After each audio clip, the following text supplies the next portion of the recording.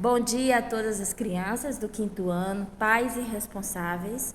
Sejam bem-vindos a mais um dia de aulas remotas. Hoje, dia 20 de outubro. Nós vamos iniciar nossa aula de hoje, seria com as correções de História, Geografia e Ciências.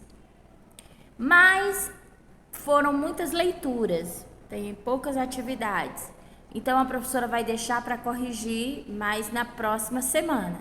Tem alguns alunos que não estão me enviando as atividades de ciência, geografia e história. Não estão. Tem alguns que já me enviaram todas as disciplinas, tem outros que me enviaram só português e matemática. E outros não me enviaram nada. Nada. Então não tem como eu estar corrigindo, não tem como eu estar tirando as dúvidas, né? Respondendo algumas dúvidas, então não tem como. Então vamos lá. Continuando com a atividade sobre a resenha, volte ao texto e copie os parágrafos que contém a leitura que a resenha fez das entrelinhas da história do livro Meu Amigo Ovídio. Próxima. Converse com os colegas e a professora e registre. Como nós não estamos presenciais, não tem como a gente conversar, mas vocês só resolver. O sentido literal da expressão perder a cabeça. Qual é o sentido?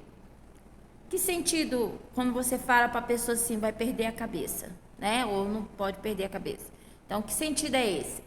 O sentido figurado da expressão perder a cabeça. Então, vocês vão colocar o sentido literal, né? E o sentido figurado. Por exemplo, o sentido literal da expressão perder a cabeça se você perde a cabeça, você fica o quê? Né? Né? E o sentido figurado? O sentido figurado é assim, quando você está no local e a pessoa tá lá, cara, não vai perder a cabeça, não vai perder a cabeça. Então, o sinal que ele está o quê? Ele está nervoso. Então, ele não pode perder a calma, né? Ele não pode agir sem pensar. Então, tudo isso vocês vão colocar. Esse é o sentido figurado. O sentido literal é que a pessoa vai ficar sem a cabeça, né? Chamamos de sentido literal o sentido mais comum da palavra, ou seja, a expressão. Já o sentido figurado é aquele que a palavra ou a expressão adquire em determinado contexto, né? O que ele fala do contexto? Numa determinada ocasião. Se eu chego na escola assim nervosa, coisa toda, aí ele vai falar assim, ó, não vai perder a cabeça, né? Não vai fazer besteira. Então, não vai perder a calma. Então, esse aí é o sentido figurado. A autora da resenha finalizou o texto dizendo o seguinte: podemos ser medrosos e corajosos, bons ou maus, felizes e tristes. E na vida vamos nos equilibrando entre estes opostos, sem perder a cabeça. Sublinhe as palavras que têm sentido oposto. Por exemplo, o oposto de alegre é triste. O oposto de bom é mal, né? Então tudo isso são opostos. As palavras que têm sentido oposto são chamadas de sinônimos ou de antônimos, né? Sinônimos, nós já estudamos. Os sinônimos são palavras que têm o mesmo significados. E antônimos é que têm significados opostos, que é a oposição. Escreva o antônimo das palavras a seguir. Medo. Medo, o contrário de medroso, é corajoso. Então, o contrário de medo é coragem. Tristeza. O contrário de triste é alegre. E de tristeza é alegria. Então, aí vocês vão fazer os outros, tá bom? Aqui em matemática, vocês vão fazer o seguinte. Registre nos quadros abaixo o resultado das divisões. Então, nós temos aí... Ô, gente, eu espero que vocês estejam praticando essas divisões e multiplicações. Vai vir uma multiplicação aí, que é retornando o conteúdo que a gente viu no volume 3. Então, eu espero que vocês estejam praticando, porque quando for lá no Fundamental 2, vocês vão ver muito esse tipo de cálculo. Se vocês não estiverem praticando, o que vai acontecer? Vocês vão com dificuldades, muita dificuldade. E aí, lá, não fica esperando o aluno a aprender, né? Para poder continuar, não. Não, senhor. Não. Vão continuar com o conteúdo e vai aumentando cada vez mais. É uma bola de neve. É uma bola de neve. Por quê? Porque a gente tem que concluir o conteúdo daquele ano. Não pode deixar de concluir.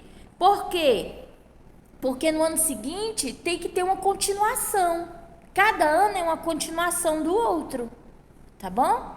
Então, por isso que mexe com aquele conteúdo, depois a professora retorna. Vai um pouquinho com o conteúdo, depois vai retornando. Vai um pouquinho e retorna. Aqui no Fundamental 1 tem como fazer isso. Mas no Fundamental 2 é mais complicado, porque vai aumentando cada vez mais os cálculos. Então vamos nos dedicar, tá bom? Então eu espero que vocês estejam praticando. Aí, ó, 9 dividido por 3, não precisa estar indo para uma calculadora. Já sabe que é 3. 3 vezes 3 é 9, né? 12 dividido por 4. E assim por diante. Bom, fazendo as divisões aqui, ó. Colocando as respostas aqui do lado, ó. 9 dividido por 3 é 3. 12 dividido por 4 é 3. Por quê? Por 3 vezes 3 é 9. Opa, é igual a 9. 3 vezes 4 é 12. 16 dividido por 2 é 8. Por quê? Porque 8 vezes 2 é 16. A multiplicação é o inverso da divisão. A divisão é o inverso da multiplicação. Isso aí nós já estudamos sobre o inverso. Vocês não podem esquecer, porque quando vocês forem estudar a equação, vocês têm que saber tudo isso aí, para não ter nenhum tipo de dificuldade. Aí aqui tem assim, ó. O que você observa em relação aos termos das divisões dadas em cada linha, quadro e os respectivos resultados. Então, o que vocês observaram aqui nos quadros, nas linhas, né? Aí vocês vão escrever o que vocês observaram, mas só depois que vocês resolverem todos os cálculos. Aqui, multiplique os termos de cada divisão da primeira e da terceira coluna do quadro por 2. Como no exemplo da primeira linha. Em seguida, resolva todas as divisões. Bom, pessoal, aqui nós vamos resolver as divisões aqui. Vou explicar primeiro desse quadro aqui. É o seguinte, vamos resolver do primeiro quadro. Prestem bastante atenção. Por exemplo, 6 dividido por 2. 6 dividido por 2 vai ser 3. E se eu dividir o 6 dividido por 3, vai dar 2. Tá vendo? Olha o 2, onde é que ele tá aqui, né?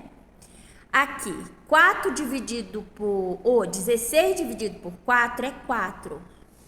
E se eu pegar... Aí, se eu dividir o 16 pelo 4, que é o resultado, vai dar 4 também, né? 18 dividido por 2 é 9. E 18 dividido por 9 é 2. E é isso que vocês vão fazer em relação às outras contas. Eu vou apagar aqui, depois eu escrevo todos os resultados de novo. Aqui foi 3, 4 e 9. Aqui no segundo quadrado, eu tenho 12 dividido por 4, que vai ser 3. Porque 12 dividido por 3 é 4. Volta a ser o 4. Então, aqui eu tenho que achar um número. Vou colocar logo ele para vocês terem uma ideia de como vocês vão fazer os outros do outro lado, tá ok? Que o resultado seja 4 aqui. Então, vai ficar o quê? 32 dividido por 8, que é igual a 4. E 32 dividido por 4 vai ser igual a 8, tá? O resultado, se você dividir ele, o número maior pelo o número que é o resultado, ele vai ser igual ao número que foi dividido, tá? O outro, eu tenho que achar um número dividido por outro número que vai ser igual a 9. Então, no caso aqui, vai ser 36 dividido por 4, que vai ser igual a 9. E 36 dividido por 9 vai ser igual a 4. Tá bom? No caso aqui, vocês vão calcular todas essas divisões.